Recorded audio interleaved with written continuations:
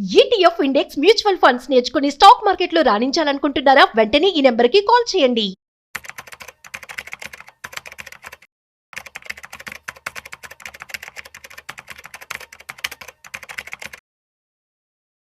నమస్తే సార్. నమస్తే ma'am. Sir, Trump tariffs గురించి మాట్లాడుకుంటే మనం రీసెంట్గా ఒక వీడియోలో మాట్లాడుకున్నాం. భారత్ పైన 500% టారిఫ్ వేస్తున్నాడని. ఇప్పుడు యూరప్ పైన ఎందుకు మళ్ళీ ఈ టారిఫ్ వైపు వస్తున్నాడు ట్రంప్ అంటే?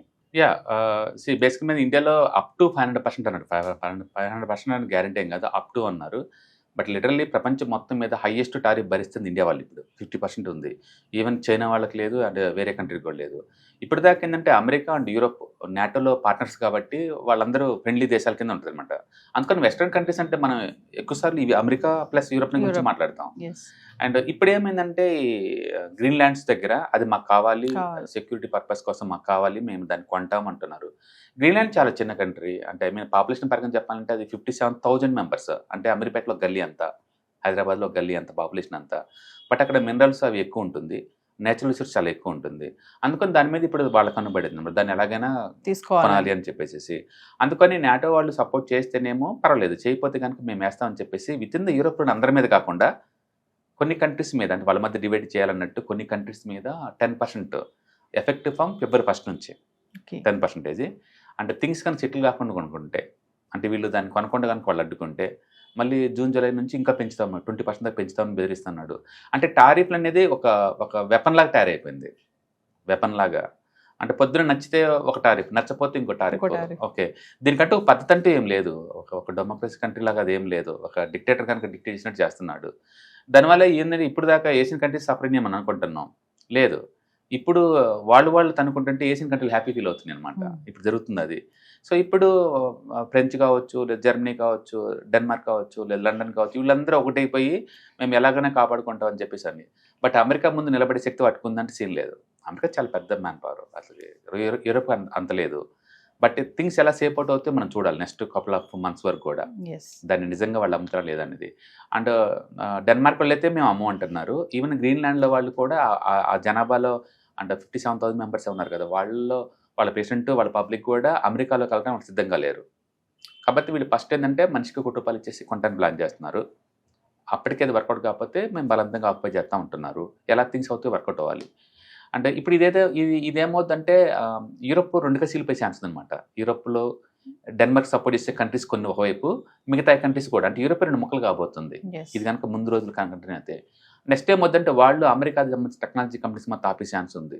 ఎందుకంటే అమెరికా ఉన్న మెయిన్ స్ట్రెంత్ ఏంటంటే ఈ ఫాంగ్ స్టాక్స్ అనమాట. ఫాంగ్ అంటే ఫేస్బుక్, యాపిల్, మైక్రోసాఫ్ట్, నెట్ఫ్లిక్స్ ఇవే ఉన్నాయి. వీటి మీద వాళ్ళు బ్యాన్ చేసే ఛాన్స్ ఎక్కువ ఉందన్నమాట. కాబట్టి నిజమైన అన్సర్టనిటీ ఇప్పుడు బీన్ అవుతుంది. ఇంకా రీసెంట్ గా ట్రంప్ సార్ ఈ వెనుజులా అధ్యక్షుని ఎత్తుకు రావడము, ఇప్పుడు మాకు గ్రీన్లాండ్స్ కావాలి అని అంటున్నాడు. మీరు అన్నట్టుగానే అది చిన్నదే ప్లేస్, ఎందుకు దాని మీద ఫోకస్ పడింది అంటే నేచురల్ రిసోర్స్ చాలా ఎక్కువ అండి గ్రీన్లాండ్స్ లో. అండ్ గ్రీన్లాండ్స్ అమ్మకం రావటం ఇప్పుడు కొత్త ఏం కాదు.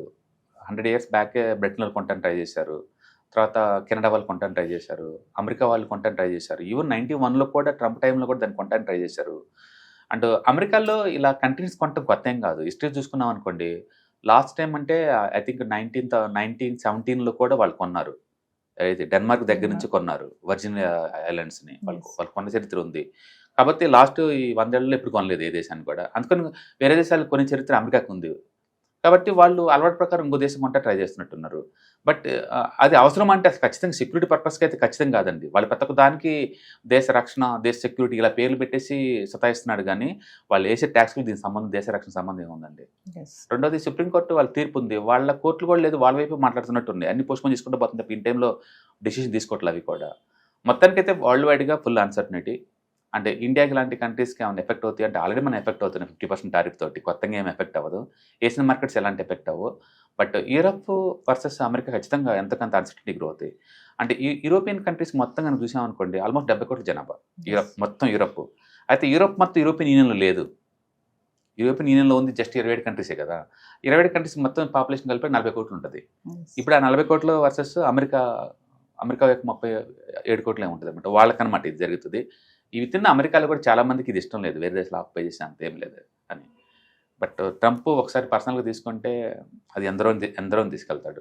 అంటే యూరోప్ పైన వేసినటువంటి ఈ టారిఫ్ మన మన ఇండియా పై ఏమైనా ఇంపాక్ట్ చూపిస్తుంది యాక్చువల్ చెప్పాలంటే ఈ టారిఫ్ వేయటం ఇండియాకి మంచిదా అంటే అమెరికా నుంచి మరొక మంచిదా అన్నట్టు కొంత మంచిదేనండి. మనం ఇప్పుడు అమెరికన్ దాటి ప్రపంచం చూడగలుగుతున్నాం. ఇంతకుముందు ఏంటంటే ఇంకా అమెరికా ఇంకేమొద్దులే అన్నట్టు ఉండేది. ఇండియాలో పొలిటికల్ లీడర్స్ అందరు లేదు, యాక్టివ్గా ఉంటారు. వీళ్ళు అవతల అటాక్ చేసిన తర్వాత వీళ్ళు రియాక్ట్ అవుతారు, అంతే. ముందైతే రెడీగా ఉంటారు అనమాట. ఇప్పుడు అమెరికా వాళ్ళు ఎప్పుడైతే వాళ్ళ మార్కెట్ టైట్ చేశారో ఇప్పుడు మనం వేరే కంట్రీలు తీసుకుంటున్నాం. యాక్చువల్గా ఇప్పటి వరకు మన ఫార్మాస్యూటికల్స్ అమెరికా పెద్ద మార్కెట్ అనుకుంటాం కదా, కాదు. బ్రెజిల్, నైజీరియా అంటే పెద్ద మార్కెట్లు అమెరికా కన్నా మించి. దాని మీనింగ్ ఏంటంటే అమెరికన్ దాటి మనం చూడగలుగుతున్నాం ఫస్ట్ టైం. అంటే అన్ని కంట్రీలతో మనం ఫ్రీ ట్రేడ్ అగ్రిమెంట్ చేసుకుంటున్నాం. యూరోప్తో కూడా ఇంకో 1 monthలో రెడీ అవుతుంది. యూరోప్తో చేస్తున్నాం. అండ్ ఇటు రష్యా వాళ్ళతో ఫ్రీ ట్రేడ్ అగ్రిమెంట్లు, and United Arab Emirates, Gulf కంట్రీస్తో కొన్నితో, న్యూజిలాండ్తో ఆల్రెడీ చేసాము, ఆస్ట్రేలియాతో చేసాము. అంటే అమెరికన్ దాటి మనం అవతలు చూడగలుగుతున్నాం.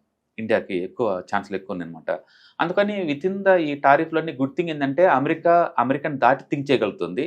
అంటే బ్యాడ్ థింగ్ ఏంటంటే అమెరికా చాలా పెద్ద మార్కెట్, చాలా పెద్ద ఎకానమీ కాబట్టి 1 trillion per annum స్పెండ్ చేస్తారు వాళ్ళు. జనాభా ఎక్కువ అక్కడ. అందుకని న్యాచురల్గా ఆ మార్కెట్ అందరికి కావాలి. బట్ అదే టైంలో వాళ్ళకి లొంగి మనం వాళ్ళు సెల్యూట్ కొట్టుకుని చేయాల్సిన పని లేదు. అమెరికాలో ఉన్న దరిద్రం ఏంటంటే వాళ్ళు ఎప్పుడు స్లేవ్లా చూస్తారు, పార్ట్నర్లకు ఎప్పుడు చూడరు. రష్యాకి అమెరికాకి సంబంధం అంటే రష్యా ప్రతి ఒక్కరిని ఒక పార్ట్నర్లా ట్రీట్ చేస్తారు. అమెరికా అట్లా కాదు, ఒక స్లేవ్లా ట్రీట్ చేస్తారు. వాళ్ళ పార్ట్నర్లాగా వాళ్ళ దృష్టిలో అదేమి ఉండదు అనమాట. అందుకని ఇండియా లాంటి కంట్రీస్కి వాళ్ళకి అమెరికా సరెండర్ అవుద్దంటే ఇప్పటికి అవ్వదు ఇది. అందుకని వాళ్ళ టారిఫ్ ఎప్పుడు తీసేస్తారో తెలియదు. టారిఫ్ తీసినా తీపోయినా వాళ్ళు ఎలా హ్యాండిల్ చేయాలో అమెరికా వాళ్ళు నేర్చుకుంటున్నారు.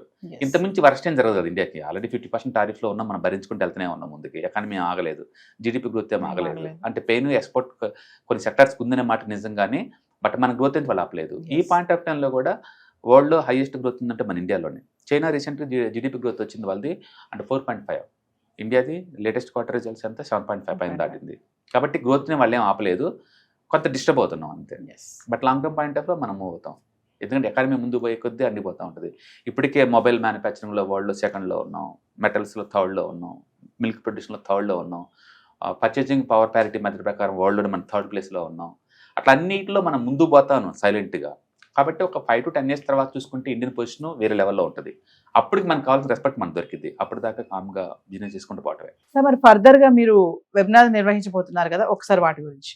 మనం ఎవ్రీ మంత్ 1 లేదా 2 సార్లు ఆన్లైన్ వెబినార్స్ కండక్ట్ చేస్తూనే ఉంటామండి. ఈసారి రాబోయే టైమింగ్స్ ఏంటంటే January 31st and February 1st ఈ 2 రోజులు అనమాట ఆన్లైన్ వెబినార్. దీంట్లో మీరు చెప్పినట్టు ETFs, index funds and mutual funds వీటన్నిటి గురించి ఇన్ డెప్త్గా మనం డిస్కస్ చేస్తాము. ఈ వాలటిలిటీ మార్కెట్లో మీరు చూస్తూనే ఉన్నారు, ఈక్విటీ మార్కెట్ ఎంత వాలటిలిటీ ప్రూన్ అవుతా ఉందో. ఇలాంటి టైంలో మనం సేఫ్ అండ్ సెక్యూర్ ప్లేస్లో మనం మనీ మేక్ చేసుకోవాలంటే ఇలాంటి వాటిలో ఏంటంటే రిస్క్ ఉండదు అనమాట. అండ్ మిగతా వాటితో పోల్చుకుని సేఫ్టీ. మనం స్టాక్ మార్కెట్లో ఎంటర్ అవుతున్నప్పుడు ఏంటంటే మీకు 2 రకాల రిస్క్ని ఫేస్ చేయాలి. ఒకటి అంటే స్టాక్ స్పెసిఫిక్ రిస్క్. మీరు కనుక స్టాక్స్ తీసుకుంటే అవి డ్రాప్ అయింది అనుకోండి, ఆ రిస్క్ అంతా మీరు భరించాలి. ఎగ్జాంపుల్ ఈ రోజు మనం చూసుకుంటే విప్రో మార్నింగ్ 10% డౌన్ అయింది, single stock. And Wipro fundamentally very sound company. But దాని అర్థం ఆ సౌండ్ అంతా డ్రాప్ అని కాదు కదా, రిజల్ట్ వచ్చినప్పుడు డిసప్పాయింట్ చేసినాయి అనుకోండి ఈజీగా డ్రాప్ అవుతాయి. అలాగే రిలయన్స్ ఈ రోజు ఆల్మోస్ట్ 4% డౌన్ అయింది. అందుకని ప్రతి రిజల్ట్ వచ్చినప్పుడల్లా ఏదో ఒక న్యూస్ ఉన్నప్పుడల్లా స్టాక్స్ ఈజీగా వాలటిలిటీ గ్రో అవుతూ ఉంటాయి. ఇట్లా 5-10% నిఫ్టీలో ఉన్న స్టాక్స్ ఎక్కువ లాస్ అవుతుంటే సేఫ్టీ ఉండదు మీకు. అందుకని స్టాక్ స్పెసిఫిక్ రిస్క్ మీకు వద్దా, ఓన్లీ మార్కెట్ రిస్క్ ఒకటే భరించాలనుకున్నప్పుడు ETFs, index funds, mutual funds బాగుంటాయి. అందుకని మనం స్టాక్ మార్కెట్ ఎంటర్ అవుతున్నాం అంటే మీరు గుర్తుంచుకోవాల్సింది సిస్టమాటిక్, అన్సిస్టమాటిక్ అంటాం. ప్లేన్ చెప్పాలంటే stock specific risk and market risk 2 భరించాల్సి ఉంటుంది. స్టాక్ స్పెసిఫిక్ రిస్క్ మనం భరించలేము, చాలా ఎక్కువ పెయిన్ ఉంటుంది. కాబట్టి బెటర్ ఏంటంటే బ్రాడ్గా మార్కెట్ రిస్క్ ఒకటే టాలరేట్ అయితే బెటర్ అనమాట. అందుకని మనకి ETFs, index funds, mutual fund ఉండడం వల్ల ఏంటంటే ఈ స్టాక్ స్పెసిఫిక్ రిస్క్ మనం అవాయిడ్ చేయొచ్చు. ఓన్లీ బ్రాడ్ మార్కెట్ రిస్క్ మాత్రమే మనకు ఉంటుంది. అందుకని మనం ఈ వాలటిలిటీ మార్కెట్లో సేఫ్ అండ్ సెక్యూర్గా అచ్చం ఈక్విటీలో కూర్చున్న వాళ్ళకి ఇది బెస్ట్ అనమాట. అందుకని అవంటే ఏంటి, వాటిని ఎలా హ్యాండిల్ చేయాలనేది ఈ ప్రోగ్రామ్లో మీకు టీచ్ చేస్తారు. కాబట్టి ఇంట్రెస్ట్ ఉన్న పార్టిసిపెంట్స్ కింద స్క్రోల్ అవుతున్న నెంబర్పై కాల్ చేస్తే మన వాళ్ళు ఇన్ఫర్మేషన్ ఇస్తారు. So timings January 31st and February 1st అనమాట. మొత్తం టోటల్ 6 hours ట్రైనింగ్ ఉంటుంది. సో వ్యూవర్స్, మరి విన్నారు కదా, స్టాక్ మార్కెట్ ఎనలిస్ట్ సుందరరామరెడ్డి గారిది వెబినార్ క్లాసెస్ నిర్వహించబోతున్నారు January 31st and February 1st. Dates note చేసుకోండి. Index funds, mutual funds, retirement planning, పిల్లలుంటే పిల్లల ఫ్యూచర్ ప్లానింగ్ కానీ, ఎక్కడ ఇన్వెస్ట్మెంట్ చేయాలి, ఎలా ఇన్వెస్ట్మెంట్ చేయాలి, ఎంత ఇన్వెస్ట్మెంట్ చేయాలి, ఇలాంటి వాటిపైన మీకు అవగాహన కావాలనుకుంటే కింద కనిపిస్తున్న నెంబర్కి కాల్ చేస్తే మీకు వివరాలన్నీ కూడా అందుబాటులో ఉంటాయి. మరి టైమింగ్స్ కూడా మీకు తెలియజేస్తారు. కింద కనిపిస్తున్న నెంబర్కి కాల్ చేయండి, మా టీం మీకు అందుబాటులో ఉంటుంది. మర్చిపోవద్దు, January 31st and February 1st.